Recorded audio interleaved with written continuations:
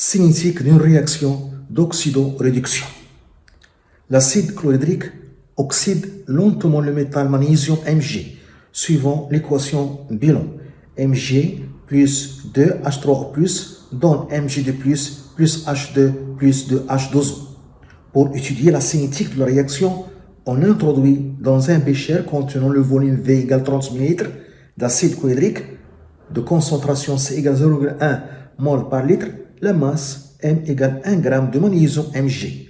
On mesure le pH de la solution et on détermine la concentration des ions oxonium H3O+, restant dans le mélange au cours du temps. On donne la masse molaire de magnésium 24,3 g par mol. 1. Calculer la concentration des ions Mg+, à l'instant de date t égale 5 minutes.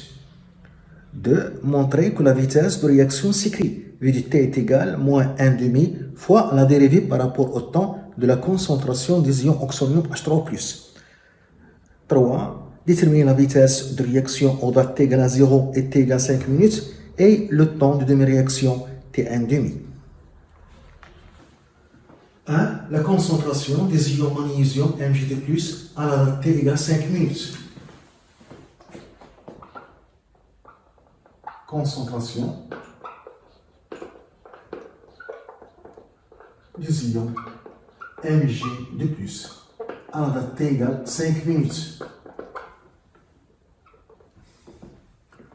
On a la concentration des ions magnésium Mg2+, est égale à la quantité d'ions Mg2+, sur le volume de la solution. On a l'équation de la réaction magnésium Mg plus 2 H3O+ donne les ions magnésium Mg+, plus H2 plus 2H2O. À t égale à 0, dans l'état initial, on a N0 de magnésium et N0 d'ion oxonium H3O+. Ici, 0, 0, on a une solution aqueuse d'acide chlorhydrique lors en excès. À une date T, dans un état intermédiaire, où l'avancement de la réaction X, la quantité de magnésium, c'est N0 Mg moins X, car le coefficient stoichiométrique est 1. Et la quantité d'ion oxonium, c'est N0 H3O+ moins 2X, car le coefficient stoichiométrique est 2. Ici, on a le coefficient stoichiométrique 1, donc X, le coefficient stoichiométrique 1, donc X, et là, on excès. Dans l'état final, on a l'avancement X maximal. Donc, la quantité de magnésium, c'est N0 Mg moins X max. La quantité d'ion oxonium, N0 H3O+ moins 2X max. Ici, X max, et là, on excès. Donc, on remarque dans le tableau que la quantité d'ion magnésium, c'est l'avancement X. Donc, la concentration des ions magnésium Mg2+ est égale à X sur le volume de la solution. Il faut chercher X. On a une courbe qui donne les variations de la concentration de l'ion oxonium en fonction du temps. Donc, on va exploiter cette courbe. On a la quantité restante d'ion oxonium à une date T est égale, d'après le tableau, c'est N0 H3O+ moins 2X. N0 H3O+ moins 2X. En divisant cette égalité par le volume V et le volume de la solution.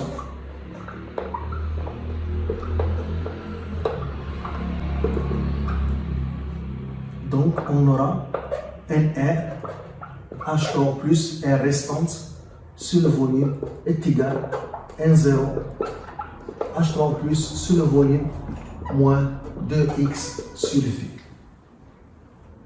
Ce rapport, c'est la concentration de l'ion oxonium H3O+ à une date T est égal Ce rapport, c'est la concentration initiale C moins 2x sur V. Donc, 2x sur V est égal à C moins la concentration de l'ion oxonium à une date T.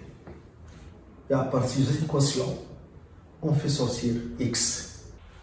Donc, x est égal à V sur 2 fois C moins concentration de l'ion oxonium H3+ à une date T. Je remplace ici. Donc, la concentration de l'ion magnésium Mg+ est égale à x sur V. Donc, en divisant par V, on trouve 1,5 fois C moins concentration de l'ion oxonium H3+ à une date T. À T est égal à 5 minutes. On lit sur la courbe que la concentration de l'ion oxonium est égale à 10 millimoles par litre. Application numérique, la concentration de l'ion magnésium Mg+ est égale à 1,5 C0,1 moins 10 millimoles par litre, c'est 10 fois 10 au 3 moles par litre. On trouve la concentration de l'ion magnésium à cette date t égale 5 minutes est égale à 0,045 mol par litre, qui est égal à 45 millimoles par litre. De la vitesse de réaction.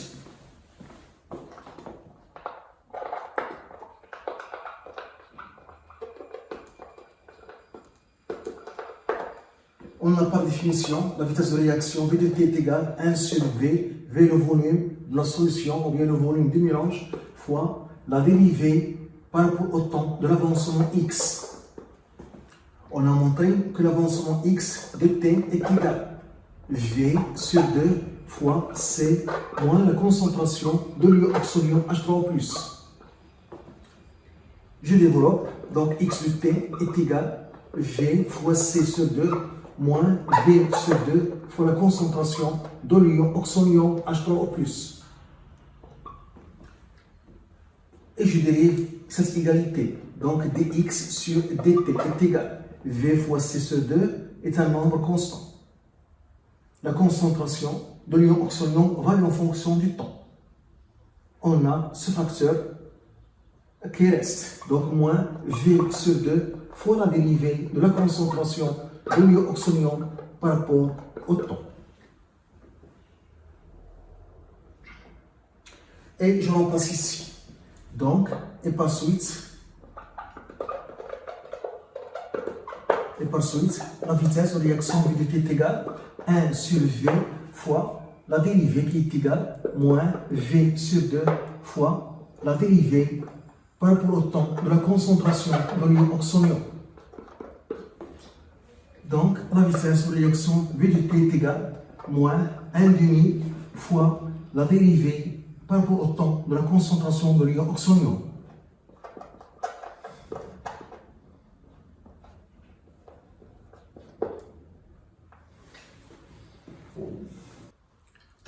La vitesse de réaction aux dates t égale à 0 et 5 minutes. La vitesse de réaction à t égale à 0 et à t égale 5 minutes. À t égale 0, la vitesse à t égale à 0, donc t égale moins 1,5, la dérivée par rapport au temps de la concentration de l'ion oxonium H3+, à la date t égale à 0. Cette dérivée, la dérivée par rapport au temps de la concentration de l'ion oxonium H3+, est égale au coefficient directeur de la tangente à la courbe à t égale à 0. On a donné la tangente à la courbe à t égale à 0. Donc, il faut chercher son coefficient directeur qui représente cette dérivée. Donc, la vitesse à t égale à 0 est égale à moins 1,5 et on calcule le coefficient directeur de la tangente à la courbe à t égale à 0 en choisissant deux points. On choisit le point qui a pour ordonnée 80 millimol par litre et le point qui a pour ordonnée 0. Pour ce point qui a pour ordonnée 80 millimol par litre, l'abscisse correspondante c'est 0. Pour le point qui a pour ordonnée 0, l'abscisse correspondante c'est 2. On trouve 20 millimol par litre par minute. À t égale 5 minutes. À t égale 5 minutes. La vitesse de réaction à t égale 5 minutes est égale moins 1,5 fois la dérivée par rapport au temps, la concentration de H3O plus ion oxonium à la date t égale 5 minutes.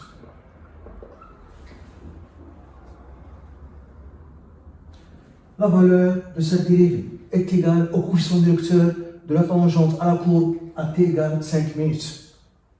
Elle est donnée, la tangente est donnée. Donc, il faut chercher son coefficient directeur qui est égal à la valeur de cette dérivée en choisissant deux points de la tangente.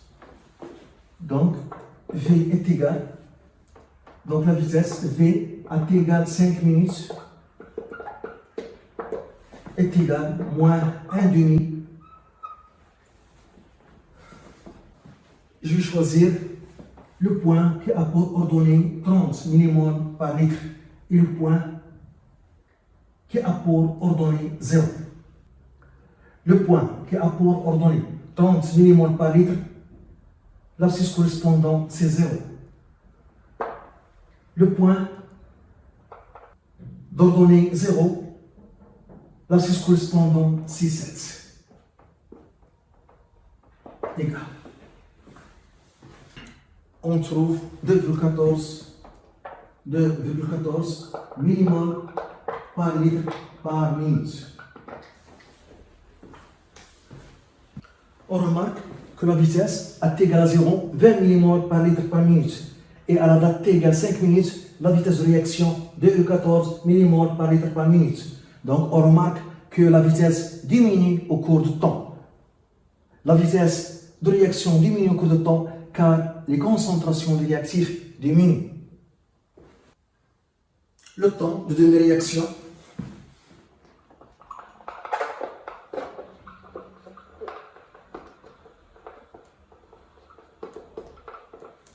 par définition, l'avancement au temps de deux réactions T1,5 est égal à X max sur 2 si la réaction est totale.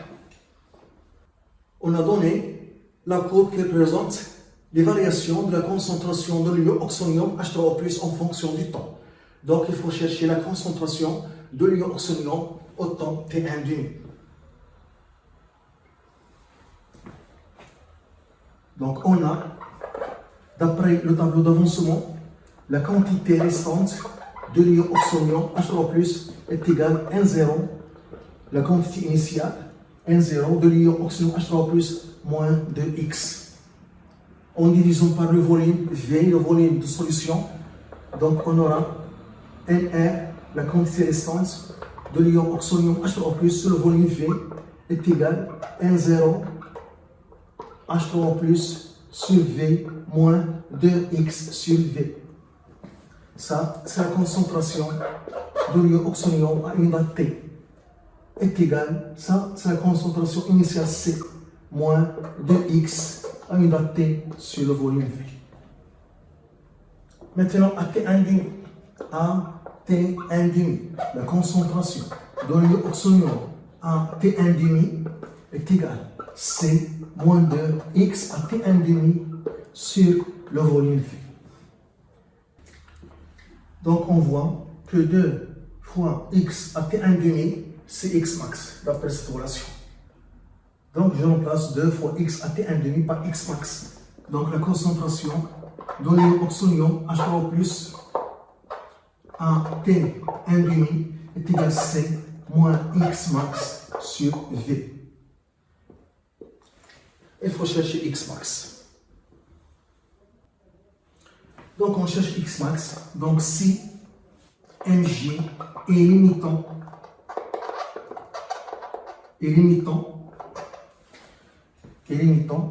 donc on a N0 MJ moins X1 max est égal à 0.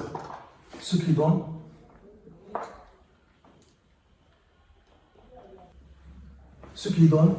X1 max égale N0 MJ qui est égal petit n sur grand n est égal 1 g sur 24,3 masse molaire. Donc on trouve 0,04 mol. 0,04 mol. Si H3O plus est limitant, on aura N0 H3O plus moins 2X2 max est égal à 0. Donc, X2 max est égal à N0 H3O plus sur 2. N0 H3O plus, c'est C fois V sur 2. C 0,1 V 30 litres en litres fois 10 sur 3 sur 2. Donc on a 1,5 fois 10 sur 3 mol. Donc X max, c'est la plus petite des deux valeurs. Donc c'est 1,5 10 sur 3 mol. Donc X max est égal à 1,5 fois 10 sur 3 mol. Et le réactif H3O plus limitant. Et H3O plus limitant. Et je remplace ici pour calculer la concentration de l'ion oxonium à T1,5. Donc, la concentration de l'ion oxonium H3O plus à T1,5 est égale à C moins X max sur V. C 0,1 moins 1,5 fois 10 sur 3 sur le volume 30 millilitres fois 10 sur 3 en litres. On trouve 0,05 mol par litre qui est égal à 50 fois 10 sur 3 mol par litre qui est 50 millimoles par litre. Pour trouver T1,5, on place cette valeur sur l'axe des ordonnées et on lit par projection T1,5 sur l'axe des abscisses. On place cette valeur sur l'axe des ordonnées et on lit par projection T1,5 égale. On trouve une minute. Le temps de la réaction T1,5 une minute. Ça signifie que cette durée, une minute, c'est la durée au bout de laquelle la moitié de la quantité de réactif limitant est consommée. Le réactif limitant, c'est H3O+. Le réactif limitant, c'est H3O+. Donc, au bout d'une minute, la moitié de la quantité de l'ion H3O+, est consommée.